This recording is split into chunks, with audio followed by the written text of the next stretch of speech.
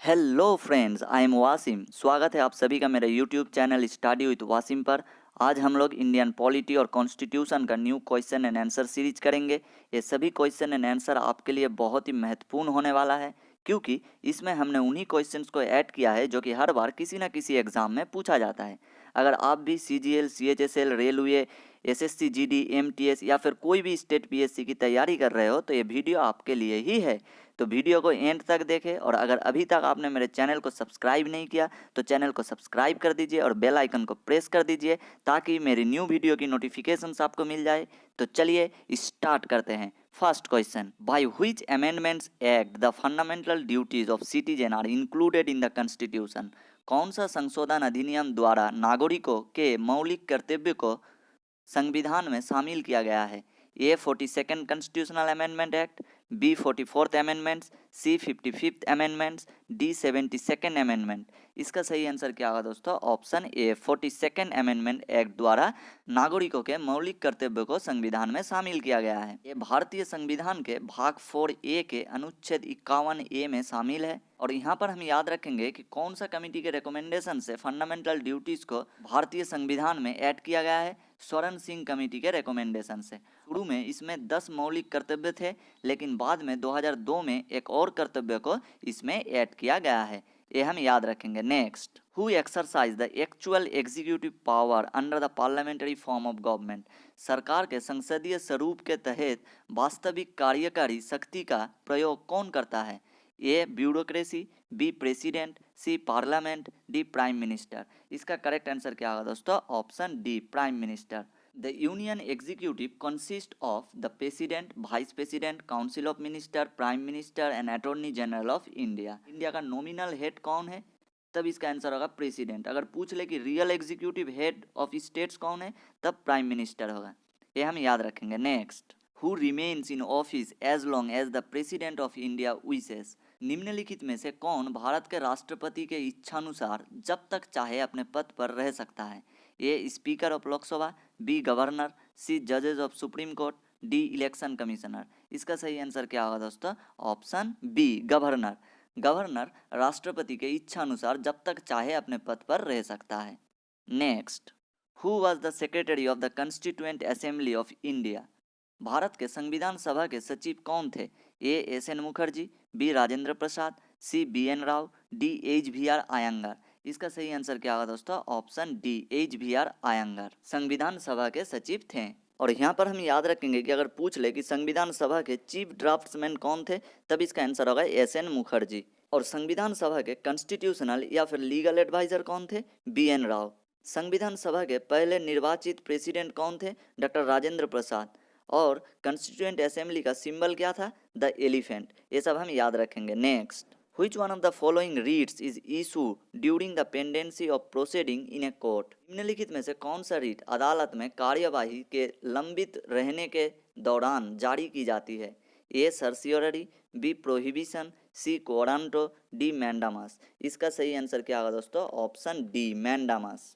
ये अदालत द्वारा उस अधिकारी को जारी किया जाता है जो अपने आधिकारिक कर्तव्य को निभाने से इनकार कर रहा हो या फिर विफल हो रहा हो। ये सर्वोच्च न्यायालय या उच्च न्यायालय द्वारा किसी इन्फेरियर कोर्ट, ट्राइब्यूनल या फिर क्वासी जुडिशियल अथॉरिटी द्वारा पहले से पारित आदेश को रद्द करने के लिए उपयोग किया जाता है। ये हम याद रखेंगे। Next, the recommendations of Kelkar task force is related to. Kelkar task force का रिकमेंडेशन किससे संपर्कित है? A banking, B trade, C foreign investment, D taxes. इसका करेक्ट आंसर क्या होगा दोस्तों? Option D taxes. टैक्सेस के साथ केलका टास्क फोर्स रिलेटेड है। और यहाँ पर हम याद रखेंगे कि केलका टास्क फोर्स डायरेक्ट और इनडायरेक्ट दोनों टैक्स से ही रिलेटेड है। और केलका टास्क फोर्स का मेन रिकमेंडेशन क्या क्या था जो कि डायरेक्ट टैक्सेस के साथ जुड़ा हुआ था?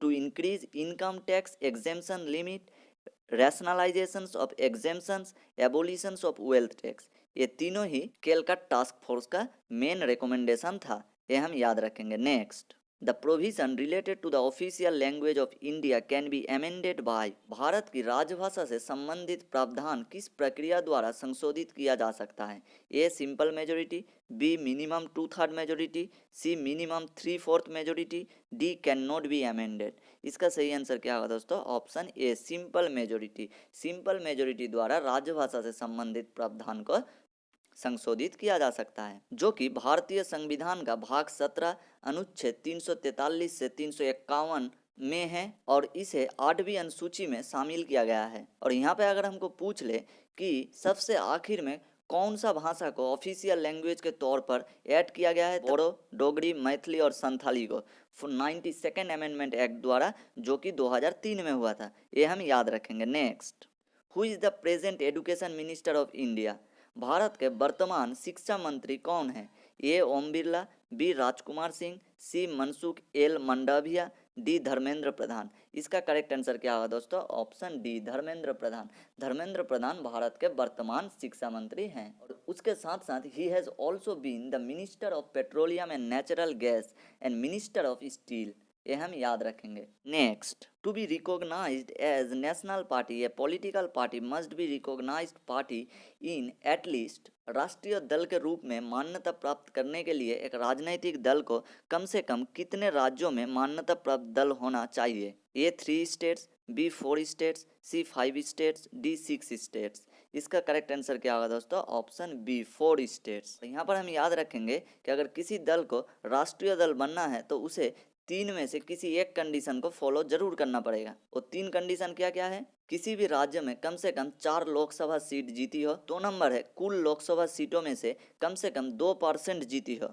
या फिर 3 नंबर, पार्टी को कम से कम 4 राज्यों में एक राज्य पार्टी के तौर पर मान्यता प्राप्त हो। ये हम याद रखेंगे। Next, the chief justice of a high court is appointed by. किसी हाई कोर्ट के मुख्य न्यायाधीश को कौन नियुक्त करता है? A governor, B the president, C chief justice of India, D none of the above. इसका करेक्ट आंसर क्या होगा दोस्तों? Option B the president.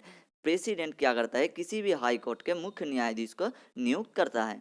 The 10th schedule of Indian constitution was added by. भारतीय संविधान में 10वीं अनुसूची को ऐड किया गया है कौन सा अमेंडमेंट द्वारा? A 42nd amendment act, B 52nd amendment act, C 61st amendment act, D 71st amendment act.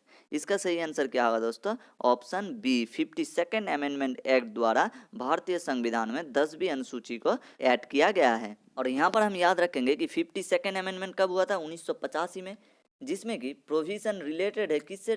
To the disqualifications of the member of the parliament and the state legislature on the ground of defection from one political party to another. Next, right to constitutional remedies come under which one of the following. संवैधानिक उपचारों का अधिकार निम्नलिखित में से किसके अंतर्गत आता है? A legal rights, B fundamental rights, C directive principle of state policy, D fundamental duties. इसका सही आंसर क्या होगा दोस्तों? ऑप्शन बी फंडामेंटल राइट्स के अंदर भारतीय संवैधानिक उपचारों का अधिकार आता है। जब हमारे किसी अधिकार का उल्लंघन होता है तो हम न्यायालय के माध्यम से उपचार की मांग कर सकते हैं। अगर ये मौलिक अधिकार होगा तो हम सीधे सर्वोच्च न्यायालय या फिर किसी भी राज्य के उच्च न्यायालय में जा सकते हैं। इसीलिए डॉक्टर आम्बेडकर ने इसे भारतीय संविधान का हृदय और आत्मा कहा था। ये सब हम याद रखेंगे दोस्तों। Next, which article of the Indian constitution defines the money bill. भारतीय संविधान का कौन सा अनुच्छेद मनी बिल को परिभाषित करता है? A article 110, B article 112, C article 116, D article 360। इसका करेक्ट आंसर क्या होगा दोस्तों? ऑप्शन ए आर्टिकल 110। आर्टिकल 110 भारतीय संविधान में मनी बिल को परिभाषित करता है। और यहाँ पर हम याद रखेंगे कि मनी बिल को सिर्फ एक मिनिस्टर ही इंट्रोड्यूस कर सकता है और इसे सिर्फ लोकसभा में ही इंट्रोड्यूस किया जा सकता है। अगर स्टेट गवर्नमेंट हो तब इसे सिर्फ विधानसभा में ही इंट्रोड्यूस किया जा सकता है। आर्टिकल 112 किससे रिलेटेड है? एनुअल फिनेंशियल स्टेटमेंट, जिसे हम बजट भी कहते हैं। और आर्टिकल 360 किससे रिलेटेड है? फिनेंशियल इमरजेंसी से। ये हम याद रखेंगे। Next, the Ashok Mehta committee laid greater emphasis on. Ashok Mehta committee ने किस पर अधिक बल दिया था? ए मंडल पंचायत, बी ग्राम सभा, सी जिला परिषद, डी तालुका पंचायत समिति। इसका सही आंसर क्या होगा दोस्तों? ऑप्शन ए मंडल पंचायत के ऊपर। थैंक यू दोस्तों, यहाँ तक वीडियो देखने के लिए। अगर आपको भी वीडियो अच्छा लगा हो तो वीडियो को एक लाइक ज़रूर करें और वीडियो को अपने दोस्तों के साथ शेयर कीजिए। और वीडियो आपको कैसा लगा मुझे कमेंट करके ज़रूर बताइए। तो मिलते हैं अगले वीडियो में, तब तक के लिए थैंक यू।